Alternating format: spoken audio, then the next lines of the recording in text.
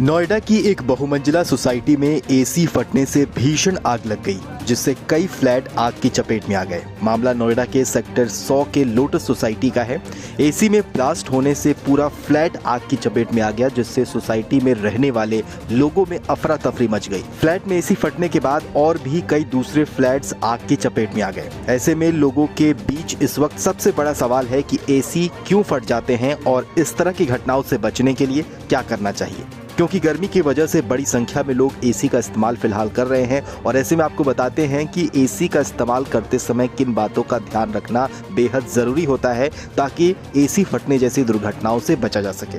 क्योंकि एसी फटने जैसी ये पहली घटना नहीं है, बल्कि इससे पहले भी बीते बुधवार को ही नोएडा से सटे गाजियाबाद के इंदिरापुरम में भी एक फ्लैट में एसी फट गया था। एसी फटते ही घर में आग लग गई। गनीमत ये रही कि कोई भी इसमें हताहत नहीं हुआ। दमकल विभाग की कड़ी मशक्कत के बाद करीब 1 घंटे बाद आग पर काबू पा लिया गया। आमतौर पर एसी फटने की वजह एसी के एग्जॉस्ट में ब्लॉकेज होना होता है। ब्लॉकेज के कई कारण हो सकते हैं, जैसे अच्छे से सफाई ना होना, सही समय पर एसी के मेंटेनेंस और सर्विस ना होना, खराब गुणवत्ता वाले केबल और प्लग का इस्तेमाल करना, वोल्टेज में उतराव चढ़ाव होना, एसी में गलत गैस का इस्तेमाल होना।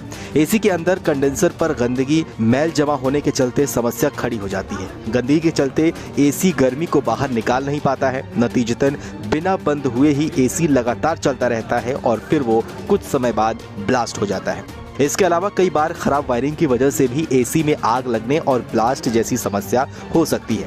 वायरिंग में इस्तेमाल किया गया तार, प्लग, सॉकेट और सर्किट ब्रेकर अच्छी गुणवत्ता के अगर नहीं हो तो इस कारण भी एसी में आग लग सकती है। ऐसी किसी दुर्घटना से बचने के लिए एसी में अच्छे सामान का इस्तेमाल किया जाना आवश्यक है। इसके अलावा कई जगहों पर वोल्टेज के कम या फिर ज्यादा होने से यानी पावर फ्लक्चुएशन की समस्या रहती है और एसी में लगातार पावर फ्लक्चुएशन की वजह से भी आग की समस्या हो सकती है। इसलिए ऐसे इलाकों में इस तरह की समस्या अगर होती है तो इससे बचने के लिए स्टेबलाइजर का इस्तेमाल करना जरूरी होता है। कई बार एसी के कंप्रेसर में गलत गैस का इस्तेमाल भी इस तरह की समस्या पैदा करता है। आमतौर पर एसी में फ्रेऑन गैस का इस्तेमाल होता है, इससे आग नहीं लगती है, लेकिन ग्लोबल वार्मिंग में इसकी हिस्सेदारी काफ़ी ज़्यादा बढ़ गई है और इसका इस्तेमाल बहुत बड़े तौर पर हो रहा है। साल 2019 के बाद बने नए एसी में R410A नाम की गैस का इस्तेमाल अब किया जा रहा है, जो कि फ्रेऑन होती है। इसमें भी आग नहीं लगती है। हालांकि गलत गैस का इस्तेमाल अगर किया जाए तो ओवर हीटिंग हो सकती है और इसी की वजह से आग या फिर एसी फट सकता है। देखते रहिए समाचार इंडिया, नजर हर खबर पर।